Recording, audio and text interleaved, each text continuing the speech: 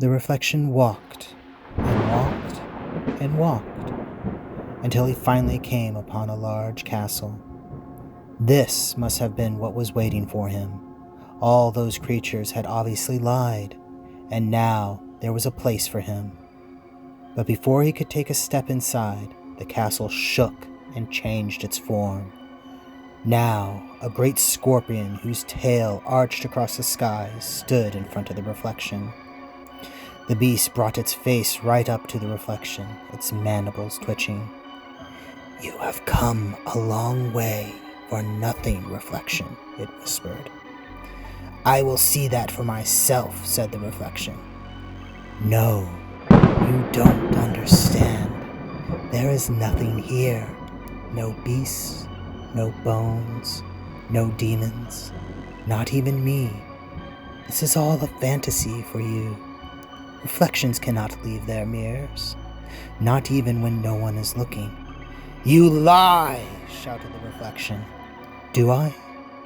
Ask yourself, does any of this make sense? How could one simple reflection do so much?" "Because I am strong and clever." "Fine then, prove me wrong." And the two beings fought and fought and fought. And then something broke. The sound of shattering glass filled the air, and all was a mosaic of light and dark.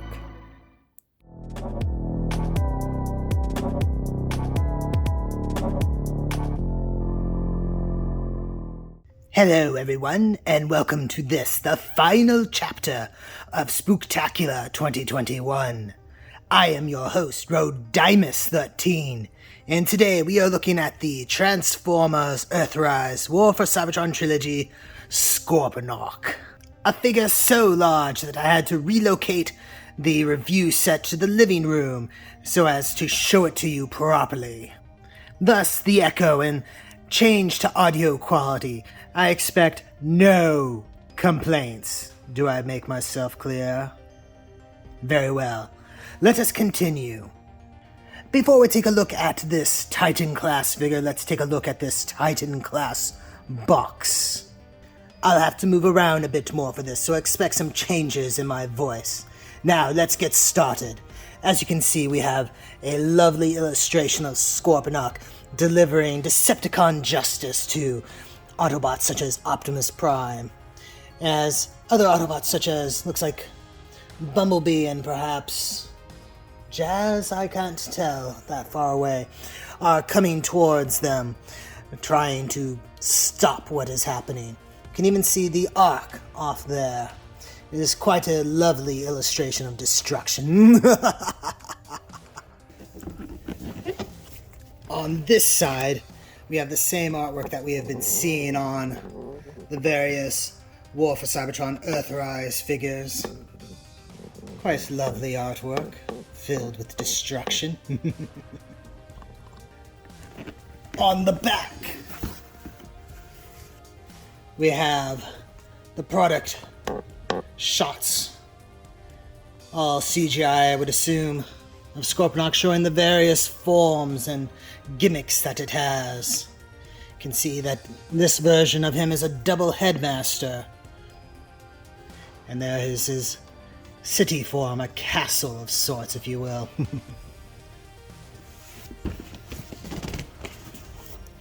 This side is merely just more artwork from the other side.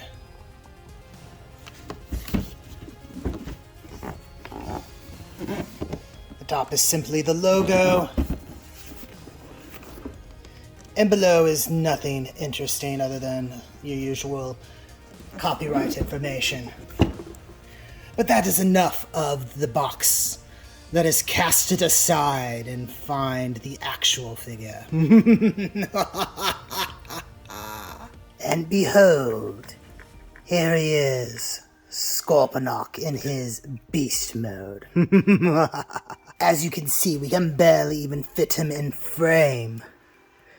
He is a very large Titan-class figure, so it's to be expected. Articulation in this form is limited to mainly just his ratcheted shoulder joints as well as some additional joints at the claws, though those are primarily for his robot mode. His legs can move, but bear in mind they are fused together in parts. I believe there are upgrade kits that you can get if you wish, but this is just a out-of-the-box version. You can rotate the head around if you wish, and the tail does move a little bit, but if you try to push back too much, you will detach it. It's a very impressive figure with quite a bit of detail on it. And some decent paint applications as well. One thing I particularly like is this head that it has in Scorpion mode. Made from the head of its robot mode, it has quite a bit of personality and menace. Those red eyes in particular, yes.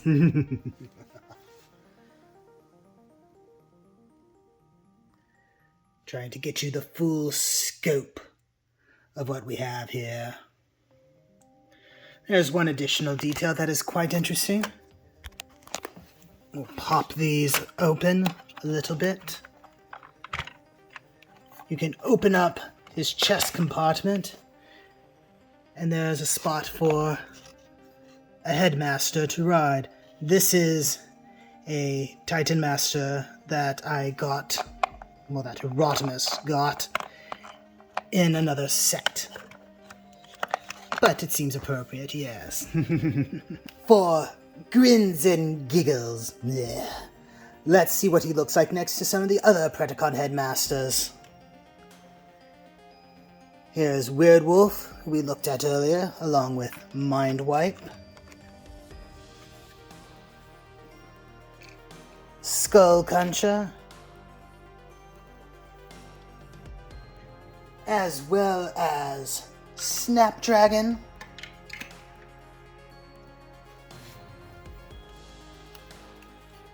And Apeface. It's rather nice seeing all the Predacon Headmasters together like this. Yes. Well, let's see what the city mode looks like, shall we?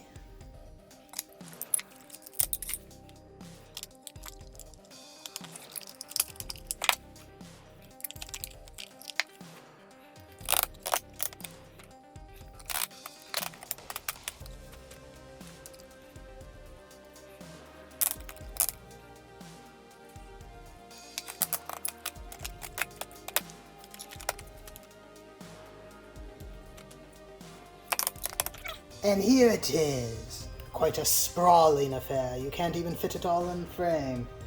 Very nice. Now I can place the other Headmasters around, but it doesn't quite feel like a city like that, does it?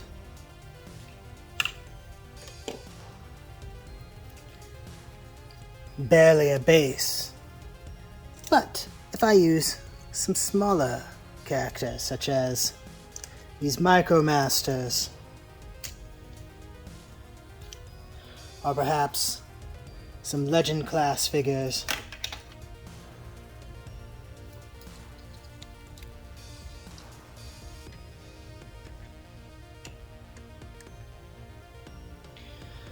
or even some of these Titan Master riding figures, we get a better feel for what it would be like. Can even put a little Titan Master right here. In fact, there's pegs for one to stand. You get the idea. To really get the most out of this city mode, you need to use smaller figures in order to get the scale to feel just right. Otherwise, it just doesn't work. But that is a problem with most city formers, as it were. Still, that being said, this is a rather impressive city mode. The detail and paintwork really do quite a bit to help it. It is very impressive indeed. Alright, that's enough of that. Let's take a look at another component. Down in here, you can lift this up and pull out the head. Let's get him into shape and we can take a look at him.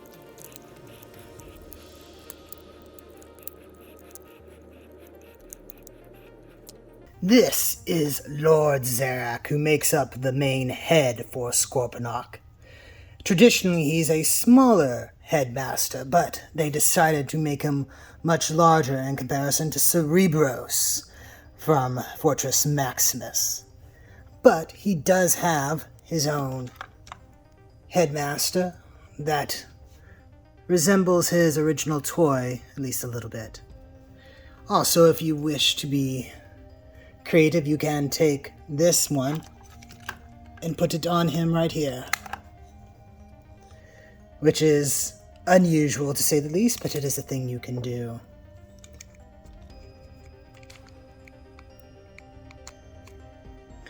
The articulation on this figure is actually quite nice, with universal joint hips, single jointed knees, a semblance of an ankle tilt, I believe, here. Universal shoulders, double jointed elbow thanks to transformation. Head is restricted somewhat. And you do have various ports for weaponizers and the like. He is quite a nice figure. But this is not the main event, as it were. Let's go ahead and get Scorponok into his robot mode, and then we'll see what this is all about.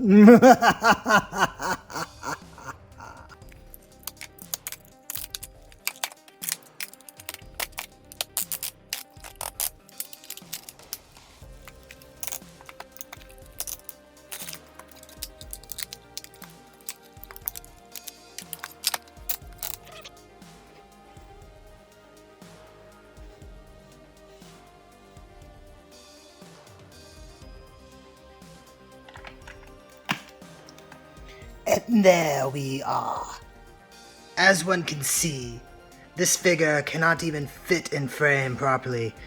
It is a Titan class figure, as I've said before. Very, very large. Despite its size, though, it does have some decent articulation. So, let's get started with that. Its head actually can rotate around. You even have a little bit of movement up and down, remarkably. At the shoulder, you have a ratchet joint, so it is angled in an interesting way. There is a swivel here, and a joint for outward movement. You can move the claws, and even open and position the individual fingers as they were here. At the waist, you actually have full rotation. You can even kick up. Have a double jointed knee, mostly thanks to transformation, but still very impressive. There's even a swivel up here. And ankle tilts, allowing you to put him in an A stance if you wish. The main thing that hinders his posability is just the sheer size of the figure. He's very large and heavy, so positioning him requires quite a bit of work, and there's so much weight that you have to make sure everything is balanced just right, otherwise the figure is likely to fall. But you can get some dynamic poses with him. So, let's see what he looks like next to some other figures. Here he is with his fellow Decepticon headmasters. As you can tell, he is significantly bigger than them. The three in the center are deluxe class, while the two on the outer ends are Voyager. And yes, just a little bit bigger. Here he is next to his Autobot counterpart, Fortress Maximus. As you can see, Fort Max is actually a little bit taller than him, which I suppose is somewhat appropriate, though demeaning to evil if you ask me. There are add-on kits that people have designed that can make Scorponok much taller. But again, as I've said before, this is out of the box, as it were. It's very interesting seeing these two right next to one another, though. And here he is with all the other figures that we've looked at this Spooktacular season. He towers over them quite handedly. He does come with a set of effect parts, but I don't care for these much. They'll be set aside somewhere. He also has this map that I suppose connects with other maps from the Earthrise series, but Rodimus didn't care for them much, so he didn't keep any of them as far as I know. There are little codes that can be decoded with a piece of red plastic that was provided as well. An interesting detail that this figure has is you can actually lift up his eye shield and see actual robotic eyes. Very impressive. Overall, this is a fine figure. He's very large and very impressive for your display. Posability is actually quite phenomenal for a figure his size. The main issue is just that he is big and heavy, so finding a way to maneuver him around and a place to position him can be a task. He's also quite expensive, and thus not for everybody's budget. But if you have the ability to get one, I say do it. Yes. I quite enjoyed doing all this, and I certainly hope you did as well, though if you didn't, I don't really care. Though my personal feelings of humanity aside, I enjoy doing Spooktacular, so I hope to continue having an audience. So, make sure that you have a happy and safe Halloween. I command it. You all need to return for next year. So, once again, thank you very much for watching. Don't forget to like, comment, subscribe, all those fine YouTube manipulations. Check the description below for links to our storefront where we can get official shelf space t-shirts and more. And yes, once again, thank you, and I'll see all of you the next time you invade my shelf space.